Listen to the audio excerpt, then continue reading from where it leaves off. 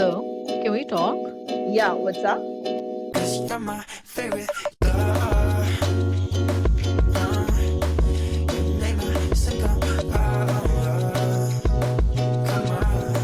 'Cause you're my favorite girl. Hello. Hi. What's happening?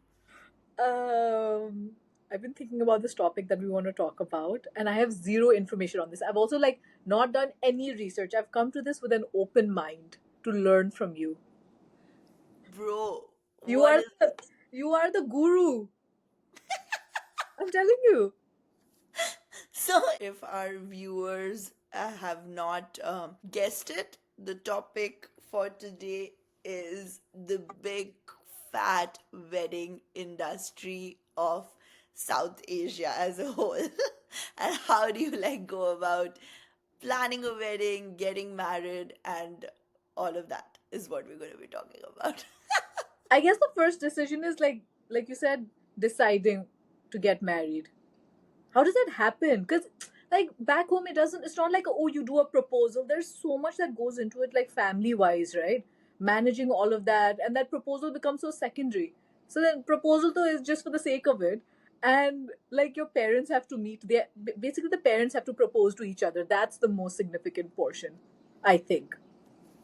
So I just want to tell you, Jesso, I don't know if you know Indian culture pretty much. So many of your friends have gotten married, but I think you've been most deeply involved with my process. Yeah. But I just want you to know that my process is a little bit of an anomaly. Like, this is not how technically most of the weddings are done back in India. It's a whole thing. Okay, so mine was a love marriage, as you know, so it had its own set of challenges. But a lot, like, from where I come, like a business family, and like the setup that I come from, a lot of marriages are arranged as well.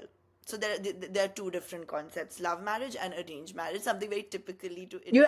You're telling me as if arranged marriages don't happen in Nepal. No, no, I'm telling you what is happening, like what was happening here in India, right? So Yeah. mine was a little bit of an anomaly because I decided to get married to someone who was had no connections whatsoever to how my family functions. So it was like the first step was like, I remember when we had decided that we're going to get married, that we're going to make our parents meet. We never use this M word. We were prepared for our parents to hate each other, like absolutely have nothing to talk about. But they met, and I think they pretty much got along. My first meeting was pretty smooth, and everyone got along. There were very glaring differences in the way, the backgrounds that we came from, or the things we wanted to talk about, but still everyone got along. But I think in India, a lot of times, for me it was not important. For me and Sahil, it was not important for our parents to get along. It was a good to have, but in a lot of cases it becomes like a deal breaker, like an absolute deal breaker, if the parents don't get along. And specifically if you are in business families, etc., then it also becomes about, a lot of it is even a little bit transactional. So parents, it is like a marriage of the families first, and then as a second step, a lot of people just get married because the families are in sync. So that is a Yeah. reality. No, that's interesting because all of my friends around me have done love marriages or are in the path. Actually, everyone who's in the path are married now. No one else. All of my other friends, who all of us are like not in that path, we're not on that path. So that's also interesting to see how like two sides of the scale all of us are on. But that's interesting because my parents are also love marriage. So I don't know how it went, even, because for arranged marriages, and I remember talking to one person from our like age about the whole arranged marriage situation, and she was like, it literally was like that. They were expecting me to get like on a tray, get tea, like, like be very demure when we meet the guy, and the whole like movie, how it shows you, how movies show you, they were expecting that scenario to play out. It's very, uh, I know we all talk about, oh, things have changed and this and that, but there is a certain system when you meet the parents, like whether it's love or arranged back home, where you are expected to do this, where you are, like, in a way, Expected to wear a certain type of clothes, speak a yes. certain way. Yes, yes. And even if in some cases, the boys' side is not expecting you, the girls' side is expecting. My mom, for that matter, when I was meeting Sahil's parents, was expecting me to dress up in a suit or properly and all. And she was expecting me to, like, serve. Now, I don't know, I'm confused. Is it because they were guests and we serve all our guests? Or was it because, like, she wanted to portray a certain image? But it does happen. And believe it or not, in 80 to 90% of conversations, now it's become a joke or whatever, but there is this elephant in the room that you address, which is, oh, does she know how to cook? And in a lot of cases now, the girls would be like, I cannot even make Maggie now. Like, it's become a joke, but it does come into the picture. You understand? And so these kind of things do exist. And however much we're trying to get out of the bubble, and I kudos to people who are taking a path where they are sort of subverting the age old norms and trying to do things differently. Recently, a friend of mine texted me and said that, her friend, who's like basically an acquaintance, she had a very quiet court marriage, where like all her friends around her had really lavish weddings and, like those big fat weddings, but she had like a really quiet court marriage, did not post it anywhere on social media, quietly got married, is even with a child now. So I mean, it was very refreshing, and to see people taking an offbeat path. But whatever said and done, the Indian wedding industry, the big fat Indian wedding industry, is too big and all consuming for you to not in some way get trapped. And I do want to, like, spend a lot of time during this podcast talking to you about how, like, I don't want to be a victim of this, but honestly, looking back to it, I think I really, really got carried away. Like, I Oh, genuinely. really? I remember having this conversation with you, and you're like, just so you don't understand, yeah? You don't understand. No, Jesselina, 1 second. I've been reflecting on your role also in me getting carried away. Just shut up. my When role! I decided that I'm going to get married, you became into an amma ji initially, and you were like, um, हाँ यार ये तो करोगे ही ना, हाँ ये तो करना ही है ना, I do you the same you to my listeners. Do I sound like a person who will say that? Insane! yes, yes, you did say, you were like, yeah, of course, man, we have to do that, yeah, of I have to do course what? we. A dance. If I was getting something out of it, I would have gotten something more out of it, I think. But Jesselina, that's what I'm trying to tell you, and I'm just so happy that if you do choose to get married, you're getting married after so many of us have gotten married. Not saying that you will not make your own mistakes, but at least you can learn from a lot of cardinal mistakes that I made. And I But it's also, genuinely, but Anahita, I also want to give yourself a little bit of benefit of doubt because you are someone who has always dreamed of having a certain wedding, and it's really easy now to sit in this position and be like, maybe I got carried away, but maybe if you hadn't made these decisions that you wanted during that wedding and you'd come out thoda sa regretful, you would have been like, you would have lived with that all your life. So I guess you pick and choose. I want to start as a person who's not married, and what my first conversation would be to a person who is married. My first conversation is, how do you guys even sit and decide on a budget? Right? Like, I think that's such a family specific issue. Like, is the bride and groom even consulted? Like, what is the process? Because I know some friends who received the entire budget in their accounts, and the parents were like, okay, you do it. So they were able to, take that money and save some for themselves and then use a larger portion for the wedding or whatever. But I know different people do it different ways. There are some friends who have not seen the light of 1 rupee also, and their parents have handled the money completely. yeah. So I guess, like, how do you decide on a budget for a wedding, and how do you proceed from there? How do you allocate the bride gets this much, or is that a conversation that keeps I happening? don't think it's as technical as you're making it Mm, sound. Like, mm, it's really not. And it genuinely depends upon the kind of financial relationship or dynamics that you have with your parents, with your partner, the partner with their parents. So it is a mix of all of that. I don't think it works like that at all. In my case, I don't think we started out with any fixed amount. And this is what I want to tell so many people, like people who are eventually planning to get married, etc. Also, you can do everything that you want to do. It doesn't have to turn into a full dhanda. You understand? This wedding business, this wedding industry is taking something that is deeply emotional. You know, when you're getting married, your parents, your relatives, your family, you with your partner and all, there is a high emotional quotient when it comes to weddings. People will seldom say no. And if you have the finances, you will stretch yourself here and there, because everything is so special, everything is your first, you want to do your best. And I don't know how it is in Nepal. I don't know how it is in the rest of the world because I haven't experienced it. But I've experienced here in India, the people who are running this industry, however controversial it sounds, are exploiting those feelings. Like, I'm genuinely telling you that. And it is my fault because I think I could have. It was my first time. It's everyone's first time. My family's first time, where we wanted to get everything in order. And I think my parents were overwhelmed about how they're going to manage a destination wedding, which was me getting married in Varanasi, where our base was in Delhi, and most of the big weddings happen in Delhi. And we had all these guests coming in. But I think the mistake that we made was that we hired a planner very early into the stage. And that's when the budget, and I'll connect it to what you were saying, right? No one started out with, of course, you start out, you're like, yeah, I want to spend X amount of money. I always, like, your parents always have these aspirations, or if you're earning, you have this certain amount of money allocated. Like for my case, Sahil had a certain budget.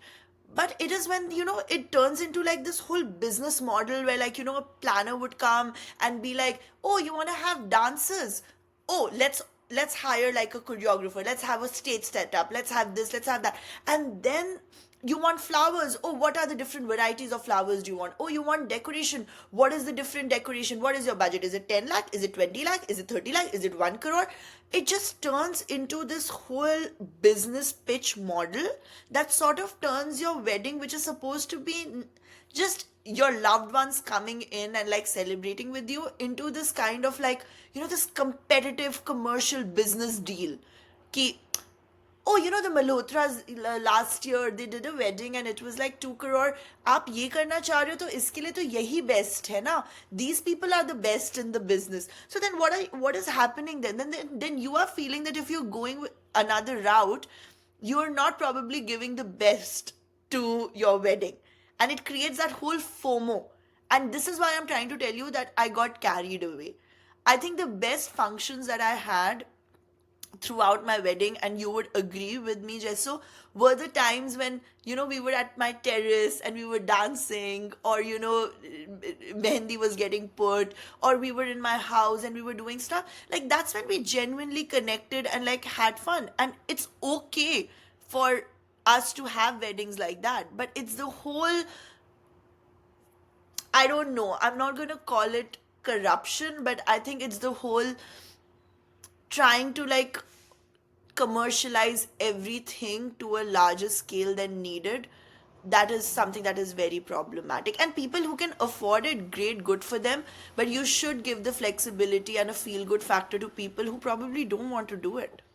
I think in Nepal, so obviously the trend is growing, but Nepal's economy, of course, is nothing compared to India's economy, like GDP wise, spending power, everything. So even like the planners and all, like a bunch of my cousins, they've used similar planners, and of course there are challenges in the way that sometimes, because it's also not a destination wedding in Kathmandu. If you're based in Kathmandu, everyone is getting married in Kathmandu, so a lot of costs get, like putting up 200 people in a hotel is like an unheard thing in Nepal right now. But because in India you do it, you do weddings outside, right? So in Nepal, I think there is, of course, this, it is moving towards that. But I think, and I know you've seen this in Nepal, that Nepal is very traditional, sometimes even more traditional than like the big cities of India. Like Kathmandu will still be very traditional in the way that how we do weddings, how we do death, how we do everything. Like the rituals that come of it. You've also asked me. You're like, oh, like even your family does so many rituals for these things, and I'm like, yeah, like they're very like particular about rituals. Like the celebration becomes an added version. So from Yeah. what you're saying, it's interesting to look at it from that dynamic. And I know like haldi is not a very Nepali thing, but a lot of people have adopted doing haldi. But now what they do, they're like, why to spend and make it a big deal? It's more of an Indian thing. Let's just do a small at home haldi and mehendi type of situation.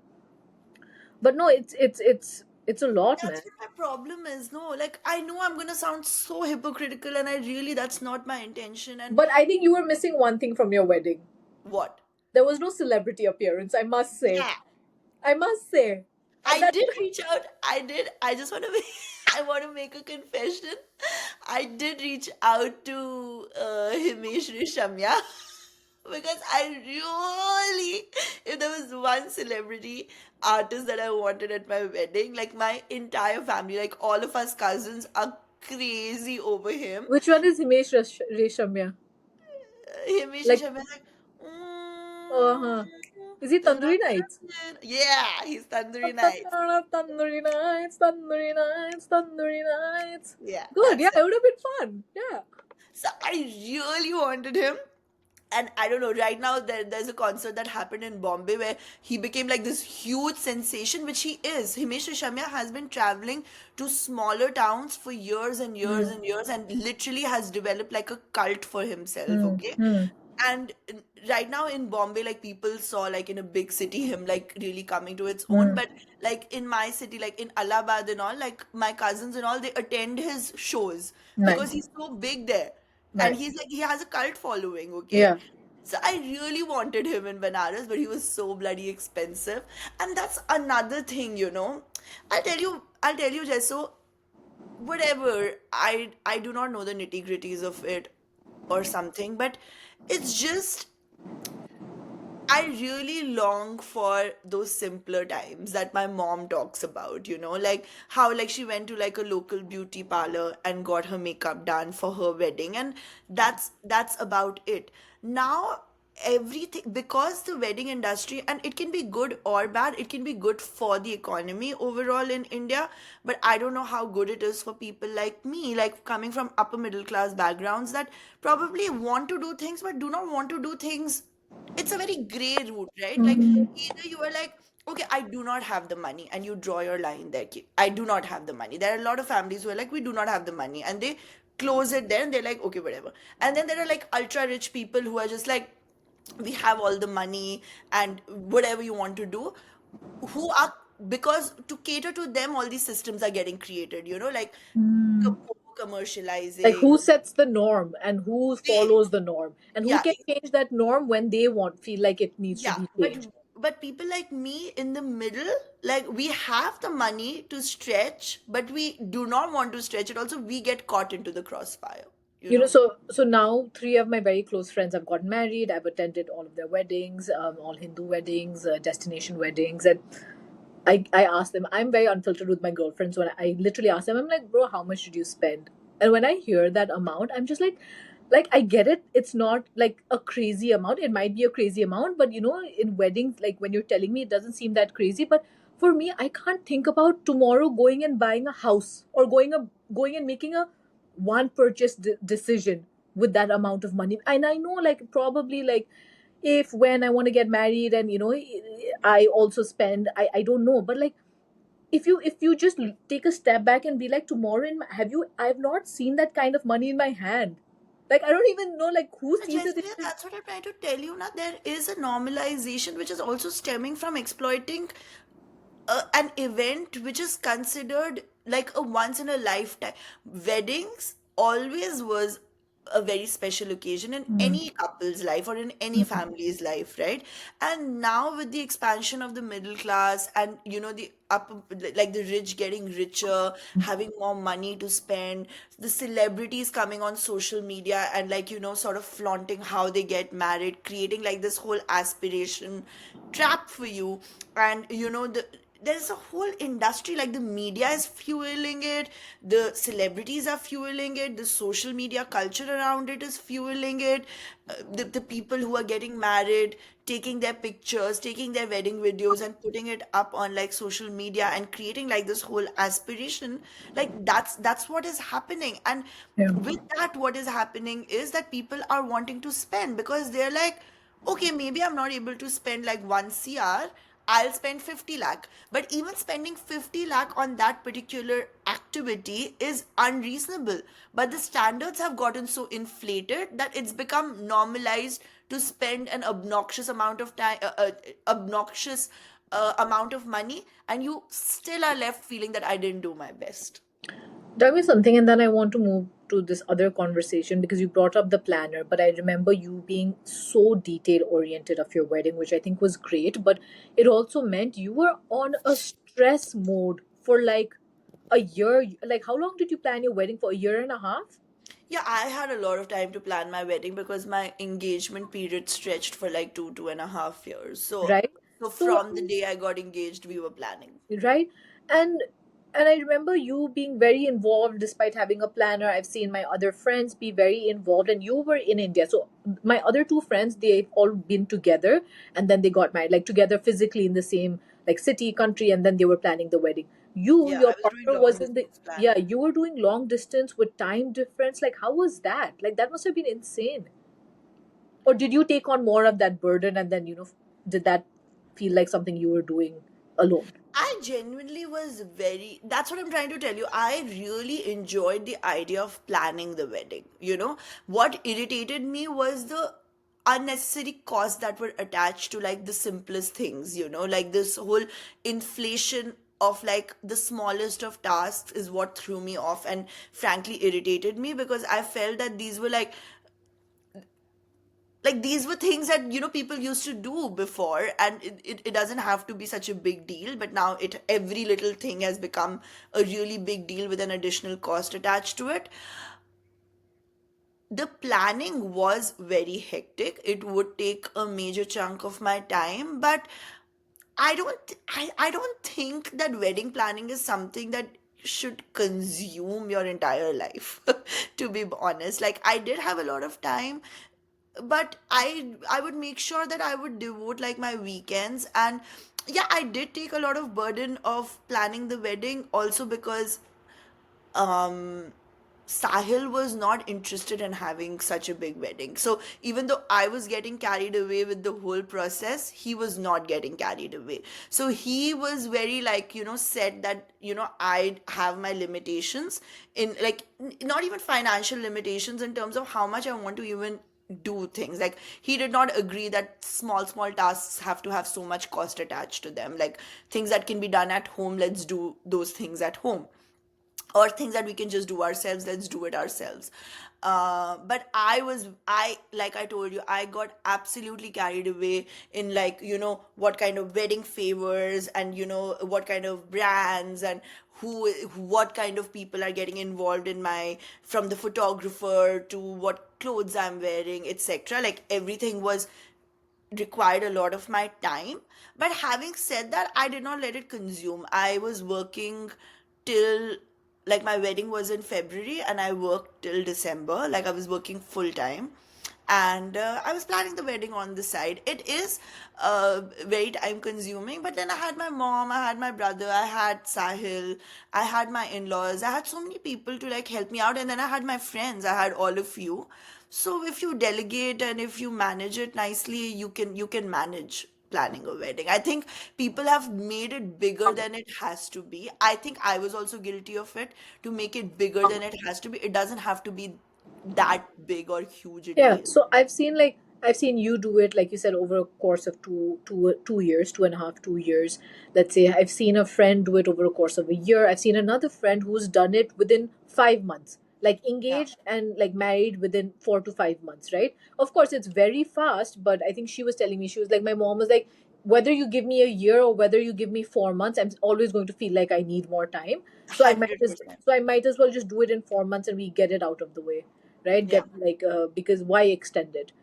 No, So I agree with you. I'm telling you, Jesselina, there is someone needs to do a study on it. I have felt it. There is something, there is an aspiration trap that has been created around weddings that is not being talked about enough.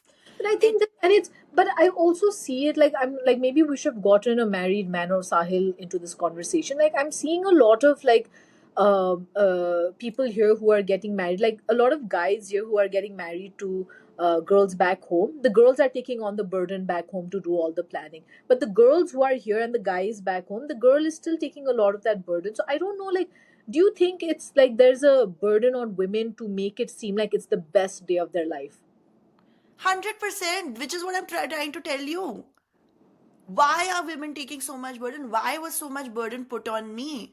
It was this whole Instagramization of weddings that has happened, and it's all the whole, you see an Anushka Sharma and a Virat Kohli getting married, or you see a Deepika Padukone getting married, like, and you see, the photographers coming and doing interviews, you see the wedding planners coming and talking about it, and something like what, like, I mean, I'm not saying don't wear the best outfits. I'm not saying don't do things in the best way. I'm not able to put it to words. It's like something very simple. Like tomorrow, if I want to go buy flowers for my house, there are two, three ways in which I can do it, right?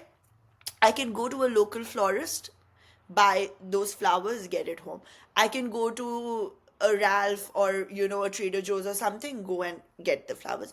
Third is I have a lot of money. I'm a working, like, I have a lot of money. I like a lavish whatever lifestyle. I like everything custom made. I want this idea of being felt that, oh my god, it's only there for me, and I am hiring a person who is telling me the same flowers that I'm getting in my local florist is telling me, oh ma'am, I'm going to get you these hydrangeas that are only, or these cherry blossom that are only available in Japan. We will name it after you. We will call it the Anahita flowers. The florist is going to come and ship it to you, ma'am, exclusively in your house, and then we're going to wrap it in like a muslin cloth and give it to you. And you're like, you have all the money, right? So I'm like, oh my god, yeah, this is what I want. And then an industry gets created around that. This is what is happening with the wedding industry. It's a very, I'm not undermining the labor that gets put into it, right? That's not what I'm trying to say. The real work is being is happening in that rudimentary fashion, whether it's a luxury wedding or whether it's a small wedding. That tent wala is going to put the same amount of effort. That cook is going to do the same amount of work to make you a feast, right? Is a whole hyper luxe customization of it that has happened, and that is being put up in social media. Like right now we had the Ambani wedding, right? Like they literally showcased how over the top and luxurious an Indian wedding can be. And then we Indians have this habit, or I don't know, South Asians, we want to always outdo each other. Arey, Khanna's ने ऐसी शादी की, हम तो ऐसी शादी करेंगे. And this whole competition has, like, the wedding industry has gone out of control. People are overcharging. People are, in the name of over customization, they are giving you options that are beyond your budget. Then they make you feel bad about it. I'm genuinely telling you, no one talks about it, Jesselina. Even though I spent a bomb on my wedding, by the end of it I was still feeling like I did not do my best. Like there was always a better option that I could have done, which is wrong, right? Yeah. Oh, it is insane. So I think it's the same thing about like who is setting these norms, and like you said, it then becomes, anyway at the weddings, like like the last people to enjoy the wedding are the couple. Like there's so much stress. And I the know you guys parents. and the parents. Oh God. But everyone else, I had a great time at your wedding. But it's, yeah, it's a lot. And imagine on top of all that, you wake up 2 days later and your bank account is like gone. All that money that you thought you had is gone. Like, it's like, I don't know why. Like, maybe because I'm not So the married, I can't whole fathom it. thing. So the advice that I would give to anyone who's planning a wedding, because you, like, I'm not talking from a point of view where I'm judging other people because I was in the same boat. But But another if thing I is also, yeah, yeah, go ahead, then I'll add. But if I were to change something, it's like, please don't get into that trap of this one doing it better or that one doing it better, or being exposed to so many options and you're just like, ha, ye bhi kar lete, wo bhi kar lete. I think the whole thing is to stay true to what, like, I wanted my loved ones to come and celebrate with me, and that's where it ends, and I wanted to Uh, say, I'll I'll tell you what on that. So of course I used to have these conversations when I was much younger because I've always thought of myself as someone, if and when I do get married, like a very small wedding. I've never, like, in my eyes, I don't think investing in a wedding is the return of investment comes through a marriage. I think there are a lot of other ways you invest in a marriage, and I don't think the wedding is in itself an investment. I don't look at it as an investment. I look at it as it's a not lot an of, investment, it's a full, it's an expenditure that you're doing to yeah. celebrate. So I've always had this thought that, oh, small wedding, this, that. And I remember my parents when I was younger, there's this like unsaid expectation that if you go and participate and enjoy someone else's child's wedding, like how can you not have a big wedding where you're calling 100%. everyone? Then stop going to those weddings, man. You'll cut your guest list. So then how do you, no, but that was one of the so that was one of the issues with us as a family also. Yeah. Like, we were, we had so many financial struggles, like, my parents, ever since they were in their early 30s up to their 50s, that they never really threw a very big party, Hmm. ever. So my mundan was the last party. So when Hmm. my head Yeah. shaving ceremony was the last party that we had in our house, where we called, like, like some 500, 600 guests through a really big Yeah. party. After that, no celebration whatsoever. Like, never a big party, never, like, anything. My parents' anniversary, my birthdays, anything. It was never celebrated. So I cannot tell you the way we justified doing this wedding, on a scale that we did it on. And, like, I had to have multiple conversations even with Sahil to, like, explain, was this whole thing The that we have burden of never, celebrating and yeah, welcoming people, no, the burden of giving back in this giving way, back. Yeah. because you have attended all those Yeah. glamorous weddings, Yeah. especially from where I came from in Benares. All my parents' friends got married in very lavish ways, like all destination weddings, all very different kind of experiences, all spending a lot of money, and my parents were attending that. And if you're attending that, then you have to at least match up the standard to the best way that we could, and it was a very real burden and a real conversation that sort of pressurizes a lot of families into doing, stretching themselves and throwing a wedding. And I'll tell you, I That's just not thought only with us, Jesselina. Even in villages, this is a requirement. Like, giving back to the society, how well you throw a wedding or how well you do a wedding is a very big social metric on how respected or accepted you are in a society. that one. And second is, I just thought of this. It's creating this disillusionment for women that you are being supported by your parents, but the day you are married off, that financial support sort of ends. Like, before you are married, have you had these conversations? Okay, tomorrow you're spending X amount of money, but I don't have money to survive. I don't have an income tomorrow. I don't have land under my name. These are not things you want to justify, but you just want to be like, itna I spent on your wedding, itna jewelry we bought. So, like, it's also like, I think it's creating this this veil across South Asian women's faces, that oh, this much expenditure has happened, but after the wedding you are sort of that family, so now we can't do any more expenses for But you. this is the but this has been one of the fundamentals, right, of of where we come from in South Asia, or No, that's what I'm saying, but this entire system that has become larger than life is putting just added burden. added burden to something that you could have transgressed away from. Getting it? Yeah, so it is like that. I mean, today,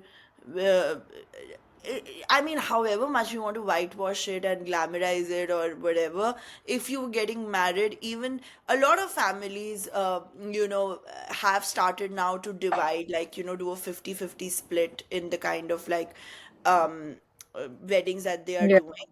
But even then, Jesselina, even if we keep the like the main kharcha aside, or the main finances aside, the way it is approached, the way a wedding is approached, that it is It is a girl's side expenditure. Yeah, Yeah. yeah. And how it usually works nowadays is like, in the modern times and all, to make it look very equitable, which it is now becoming equitable, but still the wedding, the main wedding function is a girl side expenditure. Even though people split it equally these days, it's not the boys and the girl. Like, I have not heard of these cases, at least from where I come from, where the boy and the girl is splitting the wedding day. The wedding day is done completely from the girl's side. The cocktail is done from the boy's side. And then the rest of the functions, you divide it or whatever. But there is this thing, even if like the money set aside, there is this expectation that हम आपको अपनी लड़की दे रहे हैं, तो हम, we are giving you all whatever. Like, even those whole tradition that when you are in, when the cocktail happens, and the ring ceremony happens, right? The girl is made to wear the boy side ka jewelry. And that also has become like a marker, of how well to do the husband is, or how well to do that family is, because the bigger the set, or the more showy the set, the richer the family. And you are not allowed to wear like a bigger set and enter the function. So you are supposed to wear a lighter set because that is from your parents. And then the husband side has to outshine that set by, like, these are very small dynamics. But that's what I'm trying to tell you, that even if the finances are split equally, there is this dynamic that the girl will, like, sort of host the boys. They will be the ones who will be, like, spending more, giving gifts, giving, things away. And then they have completed their responsibility, they have given the girl, and now the boy side has to now take care of the girl for the entire span of time. So And yeah, these builds all these yeah. this burden, right? That's why when a girl child is born, she's always considered like a burden, because you have to ultimately then pay for her wedding, and all of this does amount to dowry only. I mean, come on, you can So whitewash. so in Nepali weddings, like in some cultures, there's this thing called saipata. I believe it's called saipata, where the boy side, like in our culture, it happens. The boy side sends like gifts. So now these gifts, earlier it used to be like, I remember my mama ke time mein, my uncles and all who got married when we were like 10, 11, we used to all make it at home and, like do the wrapping and everything and make it so traditional. Now that has become such a business where people are putting it in like fancy boxes, like a Chanel bag and this and a Louis Vuitton bag and this and that. And the whole aspect of, showing it to society, the boy is giving all of this. Now the girl case side may, like you said, like I guess it's different if the girl and boy are staying separate and you're sending like beds and cupboards and couches. The parents are like, this is for my daughter's new home and all that. But I guess the lines get blurred. You're like, yeah, what is gift and what is dowry? The lines get blurred It when is so you're, blurry. yeah, when you live in a joint family and everyone's using the pots and pans and the couches that you've sent. So that's what I'm trying to tell you now, that this wedding industry is specifically because see, Jaiselina, okay, I'm buying makeup or I'm buying clothes, and you are like sort of like commercializing that industry, making it more glamorous, making it more like, luxe, giving like, opening fancier shopping malls, shopping complexes, giving us custom experiences, etc. That's fine, because I know my agenda is that I need to go buy clothes. It's purely transactional. It's purely like, it's a commodity that I'm purchasing. But the wedding industry becomes a little more problematic, in the sense, is because you are technically playing with people's emotions and you are making money off of it. So I get it that there are lots of conversation that it's adding additional revenue.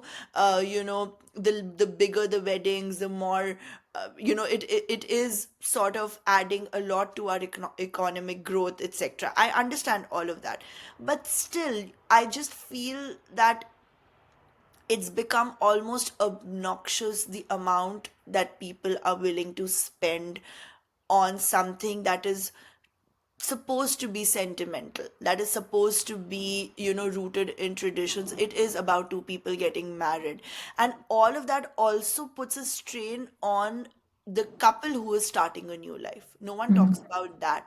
Tomorrow, if I'm seeing my parents spend an obnoxious amount of money, and if I am a self-respecting, like, it's not about even being self-respecting, that's a wrong word, but if I am a conscious girl who doesn't want her parents to, like, spend money, if you're seeing that your dad is working extra shifts, your dad is working extra hours, he's borrowing money, Not extra shifts and extra hours. Like I know people are taking loans and selling like loans. valuable assets like land and all for a 2 day So function. what would you feel personally? You Oh, will I feel, would no? I would feel so guilty.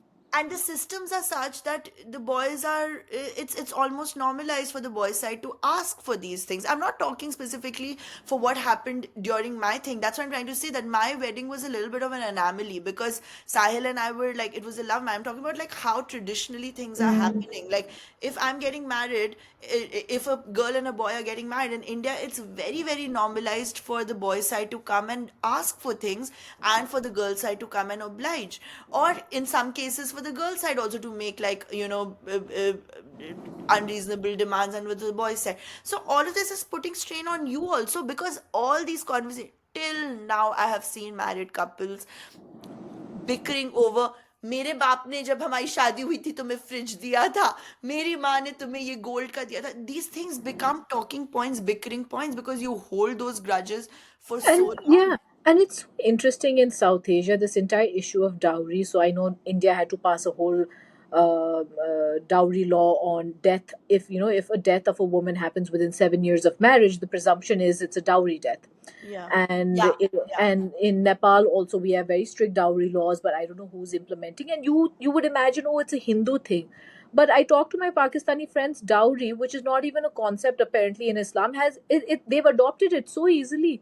There are families who take dowry even in Islamic cultures, even though Really? in their culture there has to be a meher that has to be paid to the girl, right? Like paid as in Yeah. like a gift that's given to a girl. But there are families who adopt dowries, even in a culture where usually you would imagine this is a Hindu specific thing. So that's what I'm saying. How easily it's just like made its way itself. And then a lot of families who have a son and a daughter, they show it in movies also. We spent so much on the daughter ka wedding, now this is how we're getting back the son ka wedding, this Yeah. is how we'll Yeah. make back. What So nonsense. this is such a common theme. My Yeah. God, they spend all their money on a girl's wedding, and then take the boy's wedding as a return on investment. Then it's a cycle, no? Like no That's one can ever come out that's of what it. I'm trying to tell you, that it's very easy to exploit all of these South Asian dynamics that go on, within the South Asian society, that's rooted in showing off wealth, competition, respect, rooted in how big you do a wedding, how you treat your in-laws. All of those traditions, etc., and those dynamics are now being exploited to make money by the wedding industry. And that is what is happening, and I saw that happening in front of me live. I want to talk about one more thing. I think one thing we haven't touched upon is makeup artists. That has become very expensive. So that this the same example that I'm giving you now, of this flower that you can go to a local Yeah, person and get yeah. a flower, and then they say, "Oh, we have this custom." I cannot tell you. Though I had a really good time with the makeup artist Yeah, that she was I. great. Yeah. She was really good, very professional. I still feel that I could have spent lesser money on makeup, like, as a thing. But again, Did Sahil get makeup done? no, no.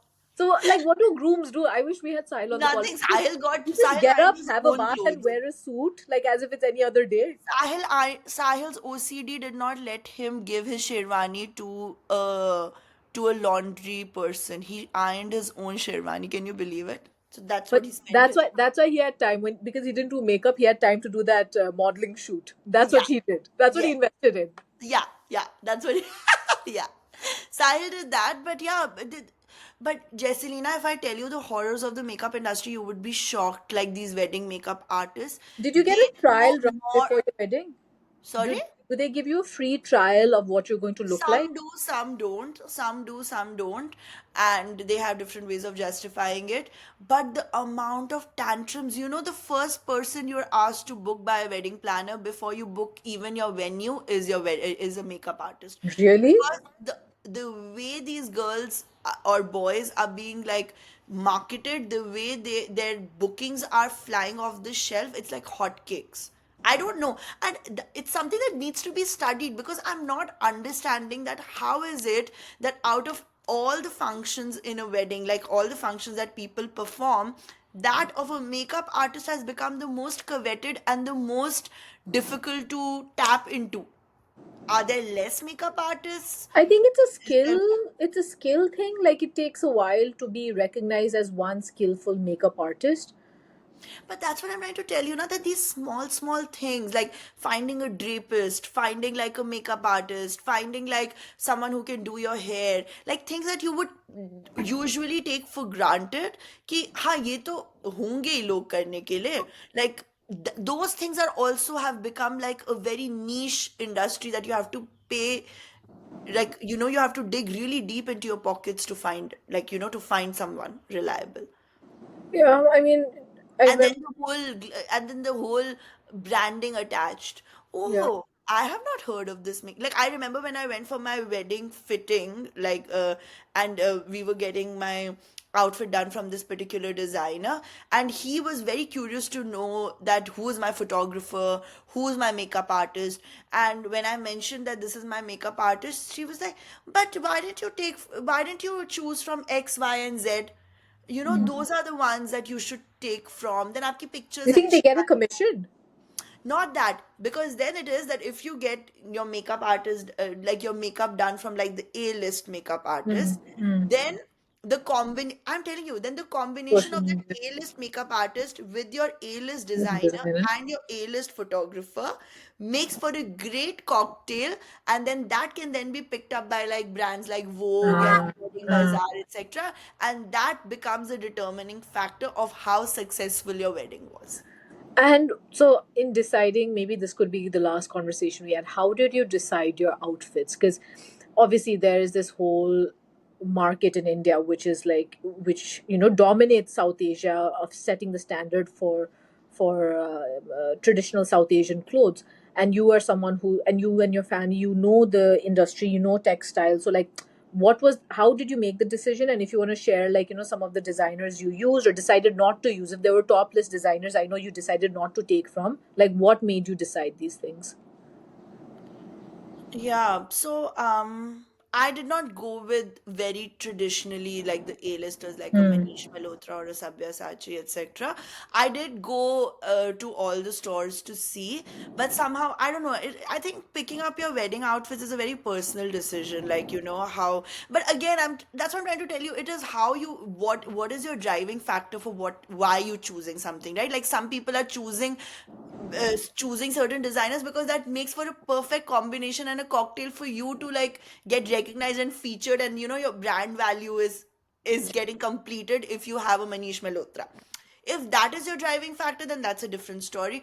My driving factor was not that. There is a really nice person. He does custom made outfits called Amiran Designers, and I literally my mom took 60 saris in shades of red and took it to him, and he sort of stitched it all into panels and did like he has karigars and workers who did really intricate hand woven stuff on it, and that was my wedding lehenga.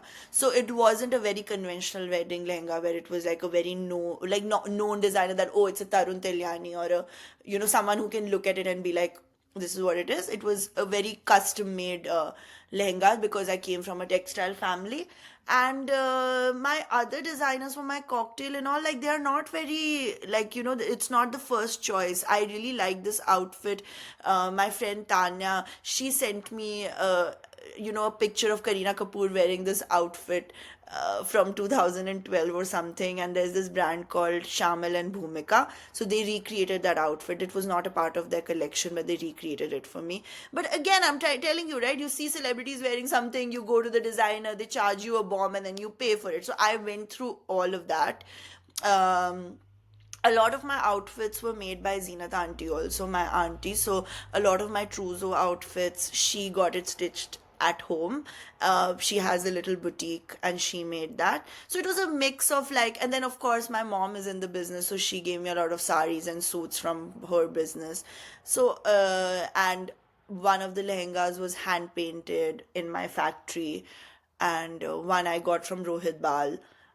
So yeah, it was a mix of everything, but that's what I'm trying to tell you, that I was also very carried away. I spent a bomb on all my outfits, and a lot of times those outfits, you don't even wear them again. Like I don't even know when I'm going to wear my wedding lehenga again. And for Sahil, for the grooms who are listening, like what did Sahil do? Because his outfits were really nice. He anyway looks really good in a lot of his outfits. Generally, he's a very Sahil is a easy to dress sample person. size. Yeah, Sahil is a model size. yeah. Sahil, Like uh, he's the type who'll just go to a store and just be like, I don't need any customization. Like this is fitting.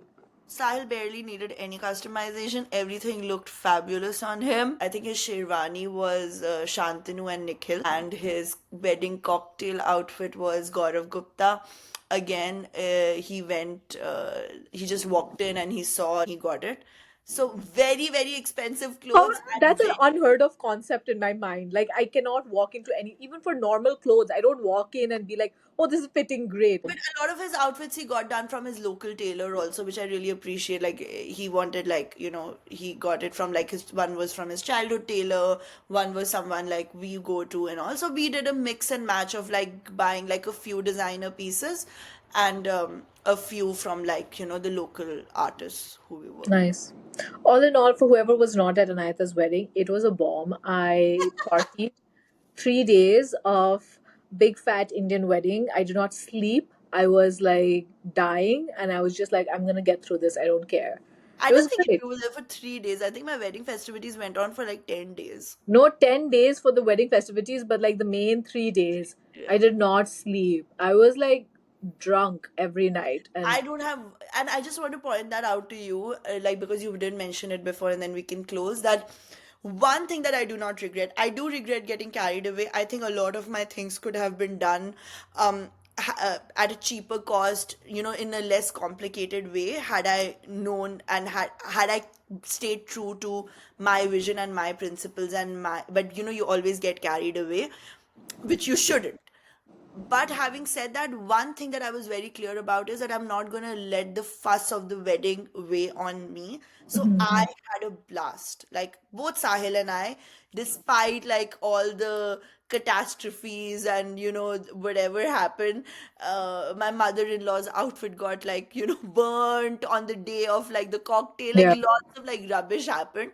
My dad got thing, my mom had to pick up boxes, a lot of nonsense, but I made sure that I was having a great, great, great time.